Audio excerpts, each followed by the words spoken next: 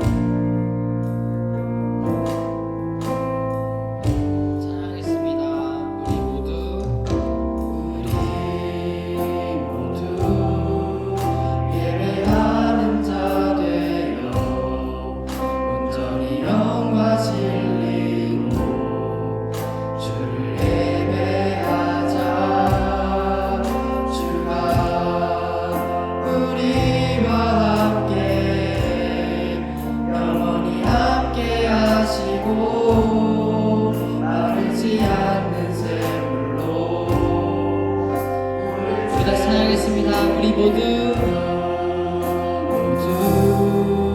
예배하는 자 되어 온전히 영과 진리로 주를 예배하자. 주가 우리와 함께 영원히 함께 하시고 마르지 않는 샘물로 우리 모두 예배하는 자 되어 온전히 영과 진리로 주를 예배하자. 주가 우리와 함께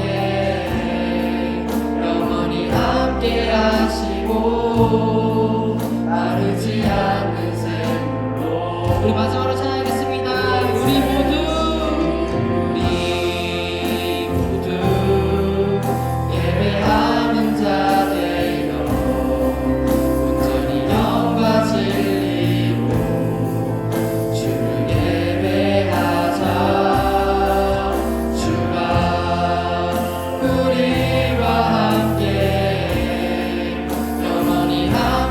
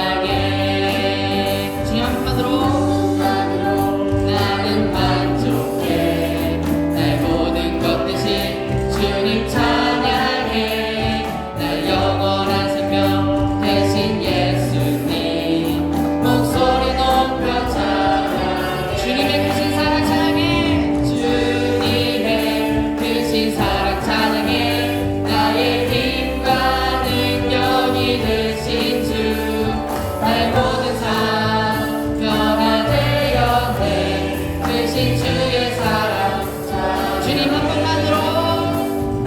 한 분만으로 나는 만족해 나의 모든 것 대신 주님 찬양해 나의 영원한 생명 대신 예수님 목소리 높여 찬양해 주님의 크신 사랑 주님의 크신 사랑 찬양해 나의 힘과 능력이 되신 주 나의 모든 삶 변화되었네 크신 주의 사랑 주님의 크신 사랑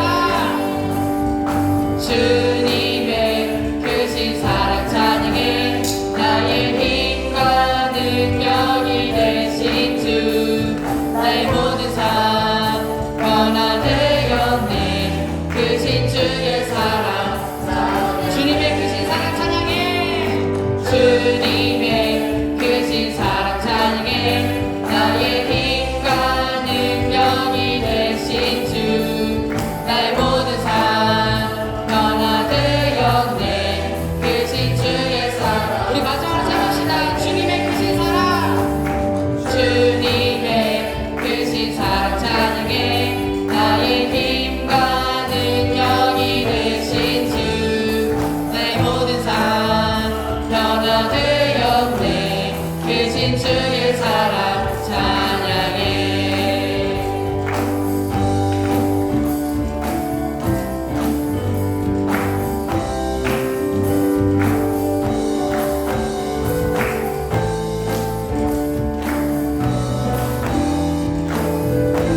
우리의 살아계신 주님의 영광의 박수 드립니다.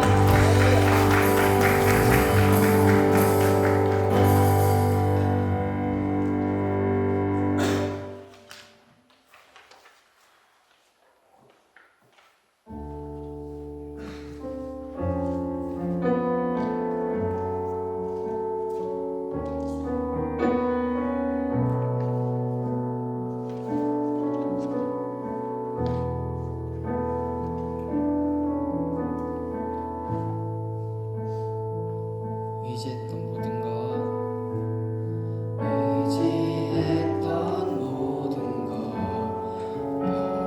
변해가고 억울한 마음은 커져가네 부끄럼 없이 살고 싶은 마음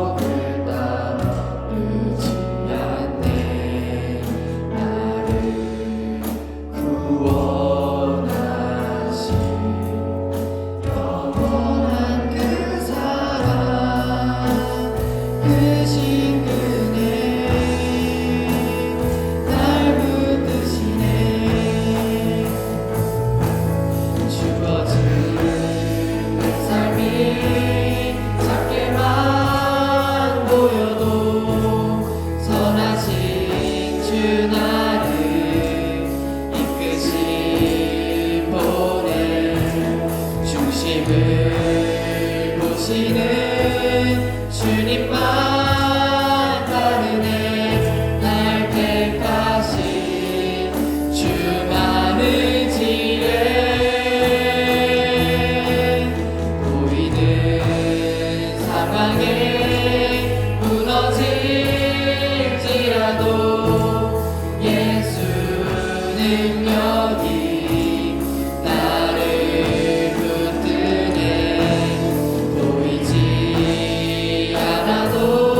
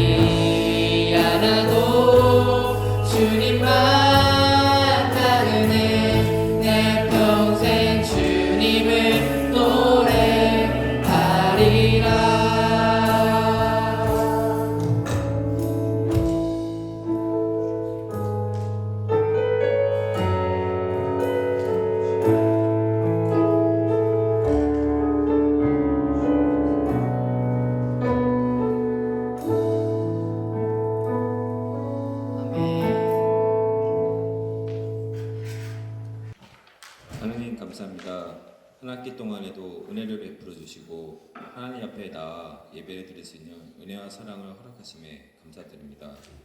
저희 대학이 아니 저희 공동체가 늘 주님과 교제하며 주님께 기도하는 공동체가 되게 하여 주시고 지금 이 시대에는 이 시대에 바라는 사명과 역할을 잘 감당하는 공동체가 되기를 소망합니다.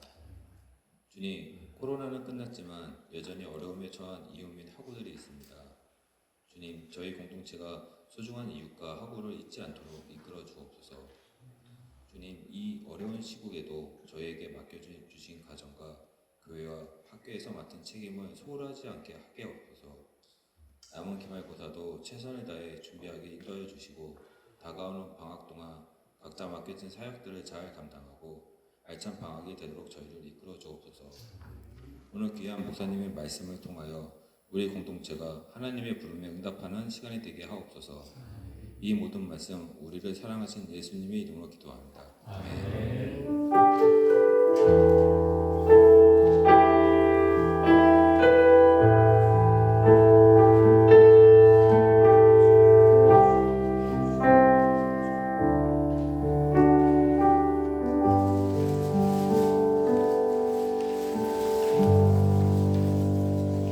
기도는 뭘까? 기도는 왜 할까? 라는 주제를 가지고 전하려고 합니다. 여러분, 기독교인들 기도하시죠? 어떤 기도 하십니까? 요즘 무슨 기도 하세요? 삶이 아무리 평안하고 만족스러워도요, 기도를 하지 않는 그리스도인들은 마치 하나님의 관계를 끊어내고 혼자 자위적으로 살아간다라고 하는 걸 보여주는 것과 똑같습니다. 여러분, 우리가 기도를 하는 것, 그건 기독교인들만의 특별한 행동이 아니죠. 불교도 기도를 합니다. 이슬람도 기도를 하고요. 심지어 안 믿는 사람들도 어떤 알 수 없는 신에게 도와달라고 기도를 합니다. 두 손을 모아 간절하게. 또 어떤 사람들은 이신저신 다 불러가면서 도와달라고도 기도를 하죠.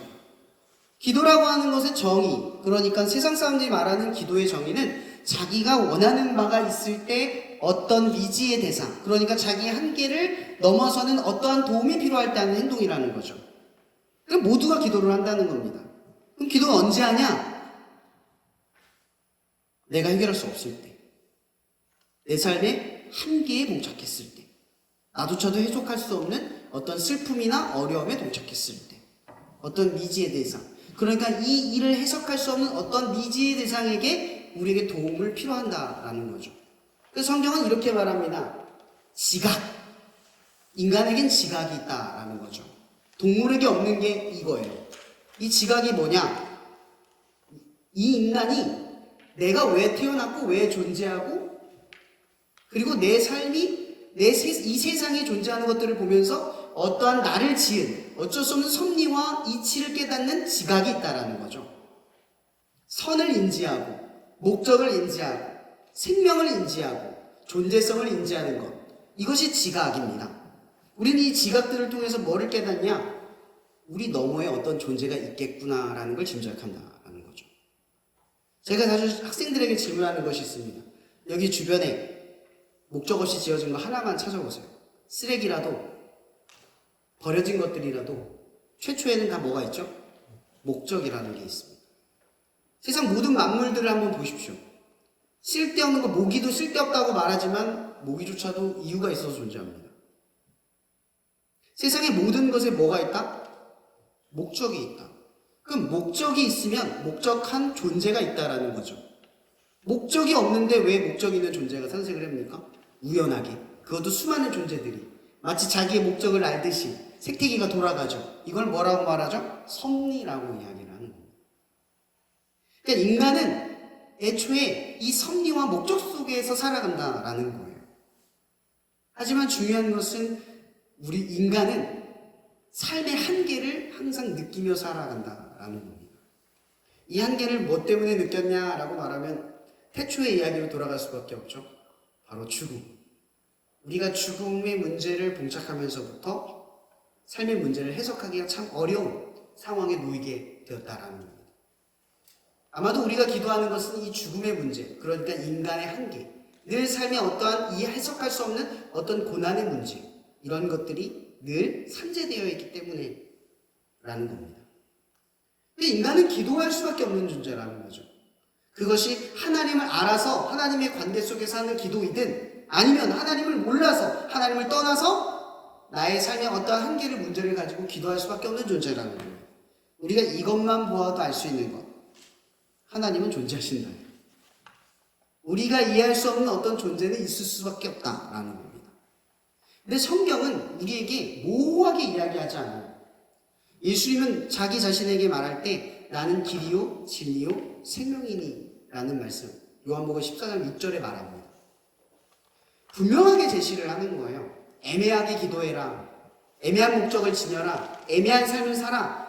애매한 존재이다 라고 이렇게 얘기하는 것이 아니라 하나님은 예수. 예수는 곧 하나님이다 이 얘기를 하고 있는 거예요. 우리가 예수를 믿어야 되는 문제를 질문했을 때 사람들은 잘 모릅니다. 왜 예수를 믿어야 하지? 하나님만 믿으면 되는 거 아니야? 라고 이야기를 하죠. 예수라는 존재는 하나님이 어떤 존재인가를 분명하게 보여주는 존재라는 거죠. 하나님이 우리를 얼마나 사랑하죠? 예수가 자기의 생명을 내어준 만큼. 하나님은 우리를 어떤 방식으로 사랑하죠? 자기를 헌신하고 희생하면서. 하나님은 우리를 어떻게 참으시죠? 예수가 제자들에게 참으신 것 같이. 그래서 예수는 누구를 떠오르게 하냐? 하나님을 떠오르게 할 수밖에 없는 존재라는 거죠. 그래서 하나님을 믿으려면 누구를 믿어야 돼요? 예수를 믿는 거예요. 그래서 예수님께서 말하는 거죠. 나를 알지 못하고 누구를 몰라요? 하나님을 몰라요. 그럼 하나님을 알면 누구를 안다고요? 예수를 안다는 거죠. 그래서 우리가 예수를 믿는다는 건 곧 뭘 말하냐면 어떠한 하나님인가를 분명하게 안다는 거죠. 분명한 하나님을 믿는다라는 거예요. 그러니까 예수를 믿는다 이 얘기는 예수를 통해서 분명한 하나님, 예수를 통해서 증명하신 하나님을 나는 믿습니다 라는 뜻이라는 거예요. 근데 예수님께서는 우리들에게 명령 하나를 하셨죠. 오늘 말씀이 그런 거예요. 마태복음 6장 9절. 그러므로 너희는 이렇게 기도하라. 마태복음 6장에 나오는 기도가 뭐죠? 예수님께서 가르쳐 주신 기도. 주기도. 그죠? 하늘에 계신 아버지여 이 이야기. 기도의 원형인 거죠. 이 이야기를 하실 때 예수님께서 하신 말씀이 이거예요.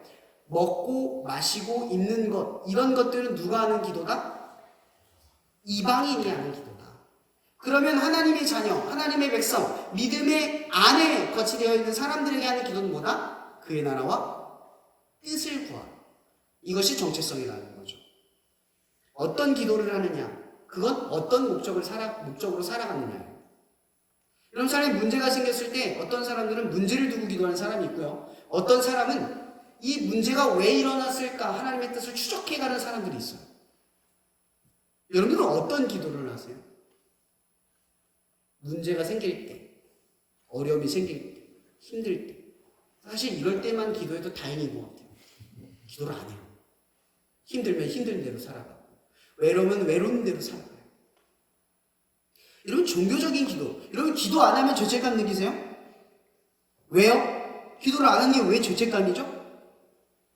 기도가 죄책감이라면 기도의 행동이 하나님을 유익하게 만들고 하나님의 뜻을 이루는 무언가에 연결돼 있어야 돼요. 그죠? 기도를 해도 하나님의 뜻과 상관이 없으면 그건 기도에도 상관이 없는 거잖아요. 기도를 안 하는 게 죄인 이유는 우리가 착각해서 그런 거예요. 종교적 행위라고 생각하는 거죠. 종교적 행위를 만족하지 않으니까 거룩하지 않다고 생각하고 그것이 잘못이라고 생각해요. 기도를 안 하는 게 죄일까요? 아니요. 기도는 하나님과의 대화잖아요. 하나님과 대화하지 않는 관계의 죄죠. 제가 늘 얘기하는 거죠. 하나님은 사랑이에요. 이거 믿으시죠? 여기서부터 출발해야 돼요. 하나님은 사랑이에요. 그 기도는 왜 합니까? 하나님이 여러분들에게 뭔가 바라는 게 있어서 기도를 시키신 건가요? 너는 나의 종이고 나의 뜻을 이루는 존재니까 기도 꼭 해야 돼. 안 하면 죄야. 이렇게 명령하셨나요? 아니요. 하나님 그런 분 아니잖아요. 우리에게 기도를 시키신 게 아니라 기도를 하게 만드셨죠. 왜? 우리는 예수님을 통해서 하나님의 사랑을 깨달았고 그 하나님의 사랑을 깨닫는 것 때문에 하나님이 좋아졌어요. 그분의 사랑을 깨달았어요. 그래서 그분의 사랑을 알기 위해 그분의 관계에 들어가기 시작했죠. 에덴 동산에서 끊어졌던 하나님과의 친밀함을 예수 그리스도를 통해 회복했단 말이에요. 그 회복한 것을 통해 이제는 장막에 들어가지도 않고도 누구든지 예수의 이름으로 부르면 기도할 수 있게 됐어요. 이 권리를 얻게 됐다고요. 예수가 죽음으로써. 우리가 죄책감을 느끼는 건 이런 거예요. 내 사랑하는 사람과의 관계가 연락도 안 하고 소통도 없이 방치되어 있는 거. 그거가 똑같은 거예요. 그게 죄잖아요. 여러분, 우리가 연인이 사귈 때 연락 안 하는 거 가지고 죄책감을 왜 느껴요? 연락하는 것 때문에, 안 하는 것 때문에 그래요? 아니, 그보다 더 본질적인 거잖아요. 그 사람이 힘들어하고 어려워하는 것을 공감해주지 않고 친밀한 관계를 형성하지 않으니까 문제가 되는 거죠. 그럼 복음에서 말하는 기도는 뭘까요? 복음에서 말하는 기도. 종교가 말하는 기도 말고 복음에서 말하는 기도. 소통, 커뮤니케이션. 그의 나라와의 뜻은 하나님 자체를 의미하는 거죠. 하나님과의 관계가 하나님의 나라의 뜻과 의를 이루는 통로가 되는 거예요. 그분과의 관계가 형성이 되면 이 기도를 통해서 그분과의 관계를 통해서 내가 관계를 맺기 시작하고 친밀해질수록 하나님의 나라는 나를 통해서 알아서 역사하게 돼 있어요. 거창한 뜻과 목적을 가지고 원하고 바라는 바를 하나님께 구하지 않아도 된다는 거죠. 우리는 하나님께 의무와 책임으로 다가가는 게 아니라 하나님의 사랑에서 다가가는 거예요. 근데 자꾸만 우리는 종교적으로 변질돼가요. 예수님께서는 우리에게 이름으로 그렇게 기도하라 이렇게 돼요. 대부분의 기도가 뭐가 필요해요? 이거 해결해 주세요. 하나님 저 힘들어요. 더 나아가서 기도도 하지 않는 우리들의 상태를 생각해 보라는 거죠. 여러분, 예수님께서 우리에게 목숨을 내어주시면서까지 주시려고 했던 게 뭐예요? 하나님과의 잃어버렸던 관계를 회복해 주시는 거예요. 하나님의 자녀로서 마땅하게 살아갈 수 있는 이 친밀함을 회복해 주셨어요. 근데 누구도 그 관계를 원하지 않아요. 우리들의 삶을 한번 살펴보자는 거죠. 기도 왜 하냐고요? 힘들 때만 기도하라고요? 필요할 때만 기도하라는 게 아니잖아요. 오늘 하루 내가 하나님과의 친밀함 속에서 살아가기 위해, 그걸 잃지 않기 위해, 내가 그분을 떠올렸을 때 나는 하나님의 자녀라고 하는 정체성을 붙들기 위해 기도하는 거죠. 기분에 따라 기도하나요? 분위기에 따라 기도하나요? 우리는 끊임없이 생각을 해봐요. 신앙생활, 많은 사람들이 신앙생활을 착각해요. 종교생활이죠. 지금 여기 예배 드리는 거요, 종교생활이에요. 엄연히 말하면. 여기서 지금 기도하는 거요, 종교생활입니다. 여기서 지금 성경 보는 거 종교생활입니다. 왠 줄 아십니까? 신앙생활이란 신앙을 붙들고 나가서 살아가는 걸 의미해요. 여기 다음이에요. 예배를 드리고 밖에 나가서 내가 예수 그리스도의 이름으로 살아가는 게 신앙생활이죠. 근데 종교생활만 해요. 나가서는 하나님을 찾지 않아요. 여기서만 친밀함을 누려요. 나가면 하나님과의 친밀함이 필요 없어요. 내 힘과 내 뜻대로 살아가는데 너무 익숙해져 있어요. 여러분, 이게 큰 문제예요. 기도를 우리는 이렇게 바라본다라는 거죠. 여러분, 믿음이라고 하는 것이 확신에서 옵니까? 오늘 예배 드리면 100억이 통장에 입금된다라는 계약서를 딱 쓰고 와서 예배를 드리고 나가면 그걸 믿는 그 사람에 대한 믿음이 그 계약서 때문에 오는 겁니까? 그럼 성경에서 말하는 믿음이라고 하는 건 항상 관계로부터 와요. 우리가 믿는 건 계약서가 아니라 그 계약서를 작성한 그 사람이 믿을 만한 사람인가, 존재인가를 보는 거죠. 여러분, 우리가 하나님을 믿는 건 그 하나님이 우리를 위해서 자기 자신을 내어주신 예수 그리스도를 아낌없이 내어주셨다는 그 사랑을 믿는 거예요. 우리의 믿음은 하나님을 믿는 거예요. 그러니 하나님이 사랑인다라는 사실이 늘 믿어지는 우리들의 삶이 내 삶에 해석할 수 없는 어떠한 일이, 어떠한 현실이 덮쳐져도 믿게 되는 거죠. 확신해서 믿는 게 아니죠. 내가 믿으면 좋은 자녀를 주시고, 좋은 가정을 주시고, 새 집을 주시고, 직업을 주시고, 그렇게 확실되어 있는 어떤 복락이 정해져 있기 때문에 하나님을 믿는 게 아니라 우리가 믿는 하나님이 사랑이고 그 사랑이신 하나님은 언제나 선하기 때문에 믿는 거예요. 또한 그분이 나에게 고난을 주고 역경을 주고 어려움을 줘도 그분의 사랑은 의미가 있잖아요. 그 고난과 역경과 어려움은 사랑이잖아요. 우리를 무너뜨리기 위해 주는 게 아니라 우리에게 필요해서 준다라는 사실을 믿게 된다는 거죠. 그러므로 그의 나라와 의를 위해 기도한다는 게 어떤 의미겠습니까? 세상 사람들처럼 문제가 생기면 문제 해결해 주세요가 아니라 하나님, 이 문제를 통한 하나님의 역사가 뭔지를 알고 싶습니다. 그 뜻대로 살아가게 해주세요. 그걸 조금씩 이해해가고 해석해가는 거예요. 고난이 왔을 때, 처음 우리가 예수님을 믿을 때, 신앙을 모를 때는 하나님의 도움을 조금씩 작은 힘으로 믿어가려고 해요. 작은 것조차도 붙들어가기도 하죠. 그 기도가 나쁘다는 게 아니죠. 기도의 핵심은 이거잖아요. 기도를 하면 할수록 하나님의 친밀함이 회복될 뿐만 아니라 그분의 능력과 힘으로 살아가는 것에 익숙해져 가는 거예요. 내가 무기력해져 가는 게 아니에요. 하나님의 힘으로 살아가는 게 익숙해져 가는 거죠. 그러니까 첫 출발은 어떻겠어요? 하나님, 오늘 문제가 생겼어요. 해결해 주세요. 아기와 같은 기도를 할 수 있죠. 그러나 점점 성숙해져 가면 어떻게 될까요? 어려움을 가지고 보이는 문제를 가지고 기도하는 게 아니라 점점 이 보이는 것을 통한 하나님의 역사를 보기를 원한다고 하기 시작해요. 왜? 하나님을 믿고 작은 문제를 거쳐 나가면 하나님이 상황을 바꿔주는 게 아니라 나를 바꿔주거든요. 해본 분들은 알아요. 하나님은 상황을 바꾸기 전에 나부터 바꿔요. 그래서 우리는 믿어요. 믿게 돼요. 아, 상황보다 크구나. 이 상황은 별거 아니었구나라는 걸 자꾸 학습하게 되죠. 그래서 믿음은 점점점 선순환을 통해서 어떻게 돼요? 자라나게 되어 있어요. 그럼 우리가 이렇게 생각할 수 있습니다. 기도를 안 하면 믿음이 안 생기는 거예요. 기도를 안 하면 믿음이 자라나지 못하는 거예요. 또한 기도가 세상 사람들처럼, 종교인들처럼, 이방인들처럼 원하고 바라고 추구하는 것에만 있으면 한계가 있다는 거죠. 우리는 언젠간 탈피해야 합니다. 그의 나라와 뜻을 구하는 상태까지. 여러분, 우리가 살아가는 삶에 해석되지 않는 것들이 참 많아요. 아직도 여전히 왜 이루어지지 않는지, 이루어질 수 없는지. 저도 이렇게 사역을 하면 SNS를 하잖아요. 전 SNS를 할 때 저희가 유익이 있느냐, 유익이 없는 것 같아요. 왜 그러냐면 제 자신도 SNS를 통해서 저보다 더 화려하고 대단한 사역들을 하시는 분들을 보면 나는 왜 이렇게 초라하지? 나는 왜 이렇게 볼품없지? 저 내일도 공장을 가고 내일 모레도 공장을 갑니다. 그래서 제 삶이 참 작게 느껴져요. 나는 어떤 의미가 있는 거지?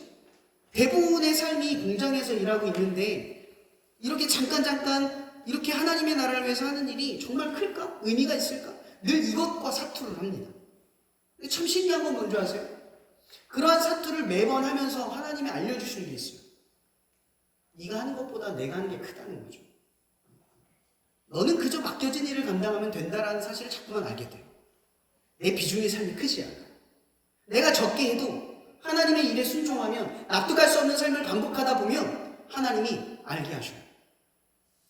네가 생각한 대로만 하나님이 일하지 않는다. 점점 그렇게 기도를 하다 보니까 기도 제목이 바뀌어가요. 여기 교수님들, 학생들 많은 분들이 계시지만 기도가 점점 바뀌어가요. 언젠간 삶의 문제였지만 여기 하나님의 뜻을 알고 싶습니다.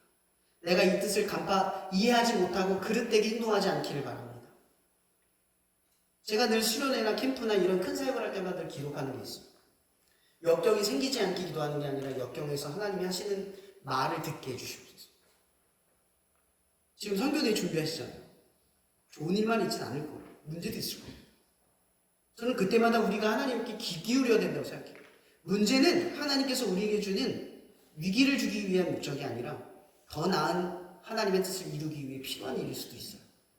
그렇기에 우리는 늘 시도 때도 없이 기도를 통해서 하나님의 뜻을 이해하려 드려야 한다는 거죠. 저 오늘 말씀을 통해서 그걸 꼭 나누고 싶습니다. 기도 왜 하십니까? 여기에 답할 수 있기를 바랍니다. 그리고 어떤 기도를 하십니까? 여기에도 답할 수 있으시기 바랍니다. 그리고 지금 기도하고 계십니까? 여기에도 답하기를 바랍니다. 그럼 기도는 하나님과의 친밀함을 누리는 유일한 통로이자 이것 외에 다른 길은 없습니다. 끝으로 이 얘기를 꼭 나누고 싶습니다. 여러분, 하나님은 우리에게 성경을 주셨죠. 그죠? 성경은 우리가 눈으로도 볼 수 있고요. 머리로도 이해할 수 있습니다. 그렇죠? 여러분, 우리가 이단에 빠지는 이유가 뭔지 아십니까? 하나님을 자꾸 신비주의로 여겨요. 물론 신비적인 일도 있습니다. 그러나 하나님은 우리에게 이성을 주셨고 성경을 통해서 그 하나님이 어떤 분인가를 해석할 수 있는 성경을 주셨다는 사실 기억하세요. 기도를 하실 때 반드시 기억할 게 있어요. 하나님은 우리에게 말씀하실 때 성경의 구절로 대답하십니다. 그럴 때 우리는 격기로 하잖아요. 성경의 내용으로 우리를 해석하셔요. 그래서 우리가 그리스도인으로서 중요한 게 하나 있습니다. 기도만 하면 신앙이 자라지 않아요. 말씀을 같이 읽으셔야 합니다. 말씀이 기도를 통해서 드러날 때 그 말씀이 삶에서 역사하는 것을 보게 되기 때문입니다. 말씀과 기도, 예배, 이 어느 것의 한 축을 놓치지 마시길 바랍니다. 그래서 하나님의 뜻이 무엇인지를 곁길로 보지 않고 분명하게 볼 수 있는 여러분이 되기를 주님의 이름으로 축복하며 말씀 마치겠습니다. 기도하겠습니다. 사랑해 주님 감사합니다. 하나님, 우리는 기도를 해야 할 때 기도하지 않은 우리들의 삶을 다시 한번 되짚어 봅니다. 하나님, 지금 우리는 너무나 평탄하고 문제없이 살아가느라 하나님 없이도 너무나 잘 살아가는 그 삶 속에 기도가 사라지고 하나님의 친밀함도 사라지고 하나님의 힘을 의지하는 나의 간절함도 사라진 이 죄악된 상태를 주님 앞에 고백합니다. 하나님, 이제 우리가 결단하건대 삶의 문제가 있든 없든 하나님의 나라와 의를 간구하며 주님의 친밀함을 놓치지 않고 하루하루를 살아갈 수 있게 도와주시옵소서. 제발 주님, 우리가 친밀함을 잃고 종교적인 기도, 어렵고 힘들 때만 죄책감 속에서 하는 그 기도가 아니라 그저 종교생활 속에서 두 손을 붙들며 하나님을 찾는 그 기도가 아니라 하나님의 친밀함 속에 늘 거하기를 소망하며 우리가 하나님의 나라와 뜻과 의를 놓치지 않고 이 땅에서 내가 누구인가를 늘 잃어버리지 않는 삶을 살아갈 수 있도록 우리를 돌이키게 하여 주시옵소서. 이 시간 결단한 건데 우리가 돌아가서는 기도를 하게 하여 주시옵소서. 성령님이 날마다 촉구하여 주시옵소서. 문제없는 삶 속에 더 위기를 느끼게 하시고 문제 있는 삶 속에서도 그의 나라와 의를 떠올리게 도와주시옵소서. 모든 것에 감사하며 살아계신 예수님의 이름으로 기도합니다. 네, 봉헌 기도하겠습니다. 우리의 삶의 모든 것을 공급하시는 또 우리의 주인이 되시는 아버지 하나님, 감사합니다. 한 학기 동안 저희들의 삶을 지켜주시고 오늘 이렇게 종강 예배로 하나님께 예배하게 하시니 감사합니다. 우리가 하나님께 삶을 드리고 또 시간을 드리고 우리의 물질을 드려 하나님의 나라를 함께 세워가기를 원합니다. 그러나 오늘 말씀처럼 우리의 어떤 행위의 모습 때문에 종교적인 율법적인 모습에 빠지지 않게 하시고 우리의 삶의 중심을 보시는 하나님께 우리의 온전한 믿음과 헌신을 드려서 하나님의 나라를 위해 쓰임받는 저희들 되게 해주시옵소서. 우리의 기도가 하나님의 뜻을 구하는 기도가 되게 하시고 기도를 통해 하나님을 더 알아가는 저희들이 되게 하여 주시옵소서. 이 시간 드려진 물질이 하나님 나라에 귀히 쓰이게 해주시고 특별히 7월에 있을 전국대학교 선교대회가 교통대 가운데서 치러지는데 우리 교통대의 구성원 모두가 또 교주님들이 함께 잘 연합함으로 온전히 하나님을 의지함으로 이 행사들을 잘 감당하고 이 교통대 가운데 하나님의 나라가 임하는 것을 보게 하여 주시옵소서. 모든 것에 감사를 드리며 살아계신 구주 예수님의 이름으로 기도드렸습니다. 네, 광고 말씀드리도록 하겠습니다. 오늘 말씀 전해주신 황선 목사님 감사드립니다. 캠퍼스 처치 담당하고 계시고요. 황선 목사님 위해서도 기도 많이 부탁드립니다. 저희가 한 학기가 어떻게 갔는지 모르게 빨리 간 것 같습니다. 시작할 때가 너무 안 된 것 같은데 어쨌든 한 학기 동안 인도해 주신 하나님께 또 감사드리고요. 그리고 또 학교 대내적으로 좀 중요한 시기인 것 같습니다.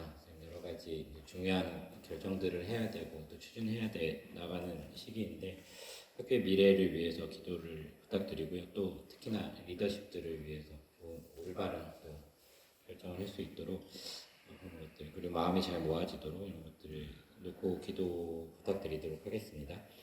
종강 예배 후에 도시락 나눠 드리는 걸로 돼 있는데 도시락 지금 포장을 했는지 모르겠네요.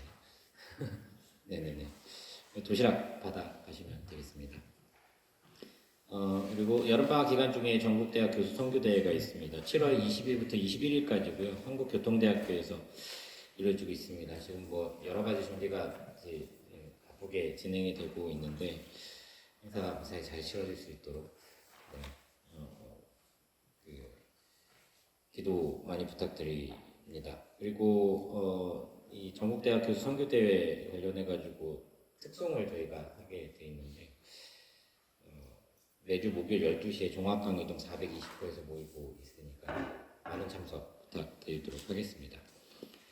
또 전국 대학교 선교대에 관련인데요. 진행요원을 모집을 하고 있습니다. 그래서 그 행사 당일이랑 그 날에 여러 가지 또 진행상이 필요한 사람들이 있는데 학생 여러분들의 많은 지원 부탁드리도록 하겠습니다. 그리고 저기 광고에는 빠져 있는데 충북 기독교수 연합 중강 예배, 네, 이번 주 목요일 오후 6시에 종합강의동 다목적 강의실에서 있습니다. 네, 또 많이 참석 부탁드리도록 하겠습니다. 네, 7시 반에 예배 있고요. 6시부터는 식사 있다고 하니까 식사 자리로 많이 참석을 해주시고 이렇게 부탁드리겠습니다. 1학기 예배를 마치려고 하니 참 마음이 좀 오묘함이 듭니다. 오늘 엘림찬 잘 모르시는 분들 계시겠지만 오늘 제가 처음으로 찬양 인도를 안 했습니다. 진짜 감사할 일인 게 찬양팀이 이제 온전히 학생들로 세워져서 학생들로 예배를 드렸습니다. 그래서 2학기 때에도 지금 저희 계속 팀원이 많이 필요합니다. 주변에 악기 좀 재능 있고 예배를 섬기고 싶은 친구들 있으면 언제든지 함께 해주셨으면 좋겠고 기도를 많이 부탁드립니다. 네, 기도하고 마치겠습니다. 이 시간도 우리를 사랑하시는 하나님의 사랑과 하나님의 사랑이 무엇인지를 보여주신 그리스도의 은혜와 이로 인하여 우리의 기도가 쉬지 않고 하나님을 향하며 그분의 친밀함 속에서 떠나지 않도록 우리를 늘 깨우시고 당신의 자리로 인도하실 성령님의 교통 역사하시며 날마다 우리의 메마른 삶 가운데에 하나님의 친밀함을 갈망하고 열망할 수 있도록 예수 그리스도의 이름으로 축원하며 기도하옵나이다.